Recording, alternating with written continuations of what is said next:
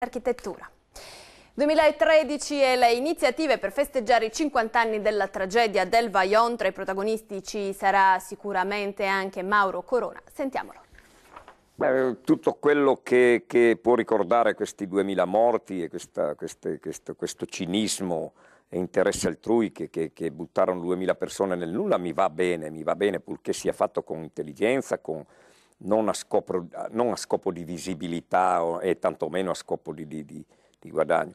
Il passaggio del Giro d'Italia, ma anche la Via della Memoria appena finanziata, iniziative giuste per ricordare il 50° anniversario del disastro del Vajont, secondo Mauro Corona, una tragedia che per l'alpinista scrittore rischia di essere rimossa. Non insegna nemmeno la lezione della natura, perché là dove nel 66 le alluvioni famose del 66 avevano livellato il Piave, si è costruita la zona industriale con case, fabbriche.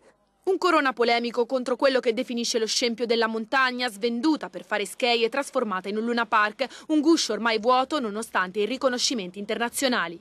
Tir che passano per rubare la ghiaia, stanno privatizzando l'acqua, le centraline che asciugano i torrenti, a meno le facessero a valle, le fanno a monte.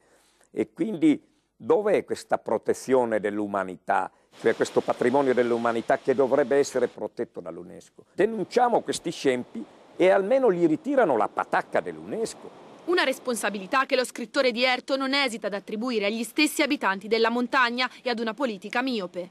Adesso stanno chiudendo le poste, stanno chiudendo le scuole, cercano di tagliare i rami secchi dei treni che per noi sono di un'utilità assoluta. Adesso è ora di voti, vengono a caccia di voi, noi abbiamo a cura la natura, la montagna. Sto perdendo la pazienza e anche la speranza.